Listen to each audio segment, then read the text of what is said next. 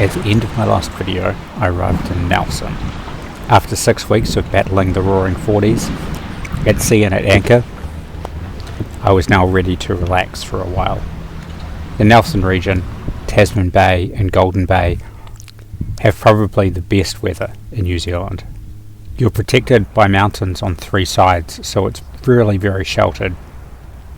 It is now well into autumn, so although it's sunny, really sunny most days, it does get quite cold at night. It's really cold, but given that the days were quite nice, that didn't really seem to matter.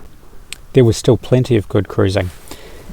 If you have a keeler, there's a few places you can go, but if you have a shallow draft boat that can park on the beach, there are so many places you can go. And anyway, I felt like I needed a break from being constantly on edge waiting for the next southerly to hit. And this respite gave me the chance to try a new sail on my proa and also to upgrade the forward hatches. I'd been thinking about this design for a while. It had 2 important features. It opened all the way so it didn't stress the hinges, and it blocked water hitting it from the front. On my first voyage with this boat, I had a big problem with the foredeck hatches. They most completely filled with water. I've since got that problem mostly sorted out, but not completely. So I'm hoping this change is another improvement.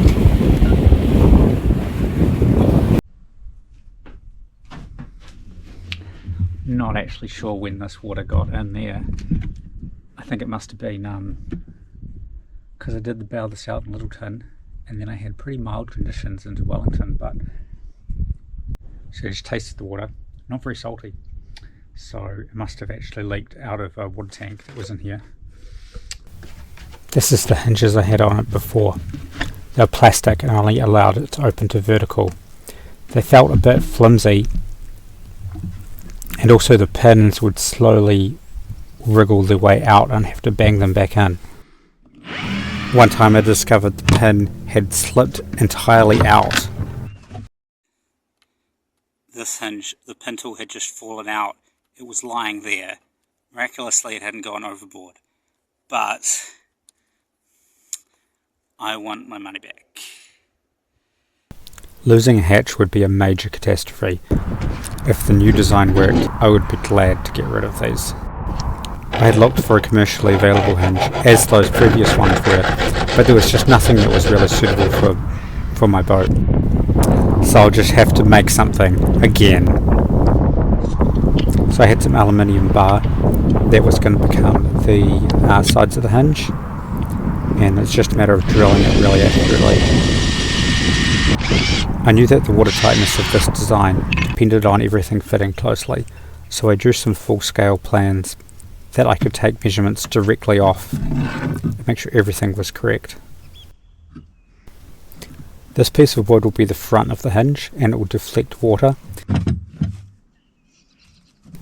The pivot will be a large screw that will be screwed through the strap I mentioned earlier into this piece of wood.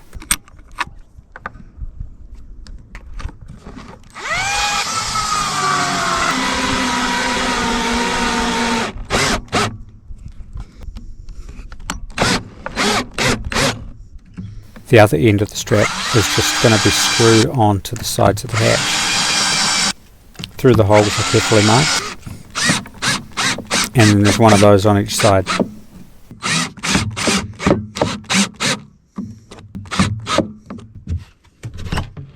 It did scrape a little bit on the hatch lip, but nothing that an angle grinder can't fix.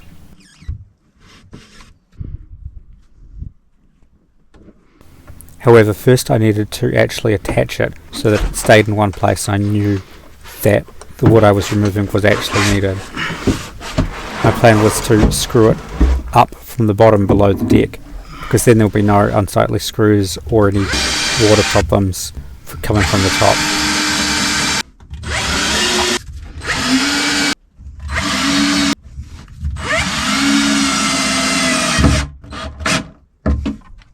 An angle grinder with a sanding disc is absolutely one of the most useful tools on a boat like this. Of course, something like this you need to grind very carefully.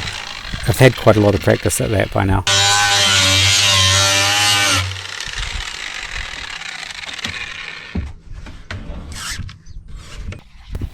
painted them using primer.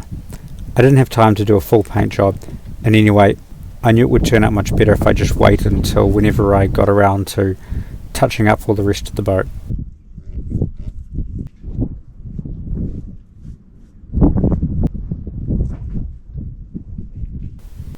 As well as screws, I stuck them down with Sikaflex, because this would be strong enough to keep the water out, but would be removable without too much difficulty, unlike epoxy.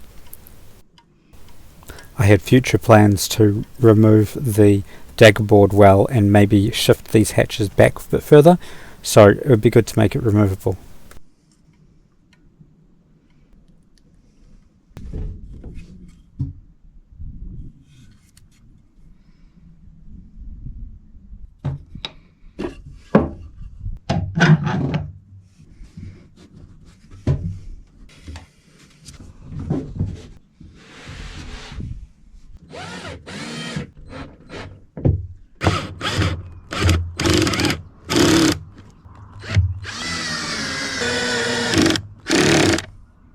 In the next episode, I test out the deflector hatch hinges by sailing all the way to the far north of the North Island.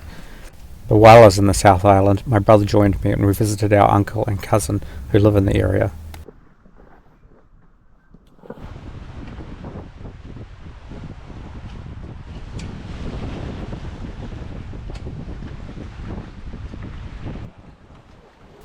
You may recall my recent rant against spinnakers. Well, this time we managed to capture on camera a really good twist. It can happen so quickly, and once it's gone around a few times, normally it isn't this hard to get undone, but yeah, jibing actually helps, because then the wind current blows the other way apparently. It really only happens when the mainsail is up. Anyway, so we got the spinnaker sorted out and we made it in. Had a nice time visiting relatives, and Uncle Brendan took me mountain biking, and he's 70, so what's your excuse? So thanks for watching, please leave a comment, and there should be another video soon.